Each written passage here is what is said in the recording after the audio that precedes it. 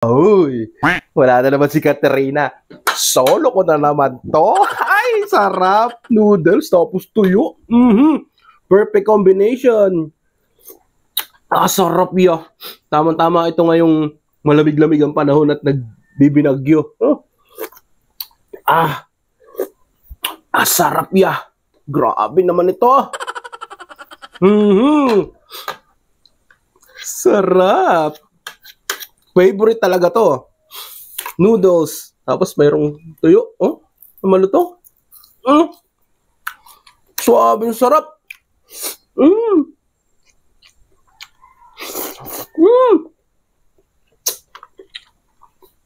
Pag ito talaga ang ulam, tapos walang kaagaw, ay mapaparami ang kain.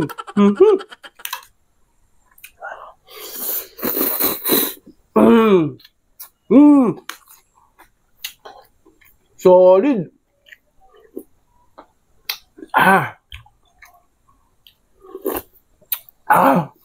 Paalis-alis si Katerina. Hindi, wala.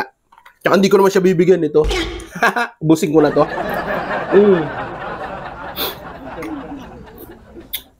Yes. Sarap, ang bilis lumamig ng sabaw. Labig kasi ng panahon.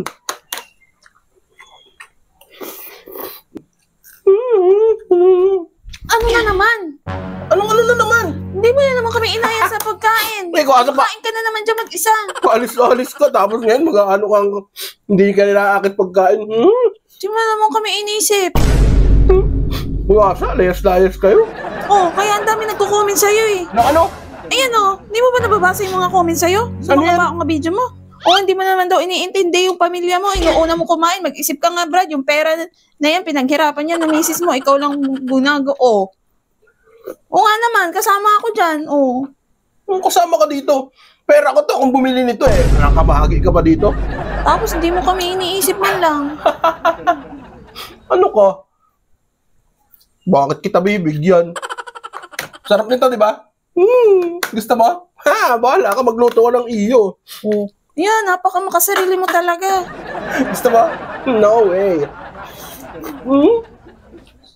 Bahala kayong dalawa sa buhay ninyo. Aray ko, ako pa. Ulo. Basta ako busog na, bahala na kayong dalawa. Grabe to, ama. Grabe kang asawa. Hindi mo lang kami inisip. Naniniwala kayo sa mga yan? Ay, kinaman ka naman, Katerina. Bakit ba? Wala lang magawa yung mga yan. Alam ka naman, syempre. Hindi ko kayo paganda ng pagkain. Syempre, ito akin, ito. Ito ang gusto kong ulamin ngayon eh. Sauce! Masyado kang nadadala ka sa emosyon mo. Nagagaya ka dyan sa mga nagko-comment sa'yo. Ito ang ulam ninyo, Ito, pinagluto ko kayo, Ayan. Pinagluto ko yung patatim. Sauce! Alam ka naman, pabayaan ko kayong dalawa. Di ba?